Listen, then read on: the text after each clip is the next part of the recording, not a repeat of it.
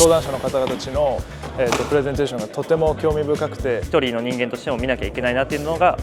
すごく勉強になったので、やっぱ測定の重要性、頻度をしっかり高めて普段のモニタリングをしてあげるっていうのはすごい重要だなっていうのをとても勉強になりました。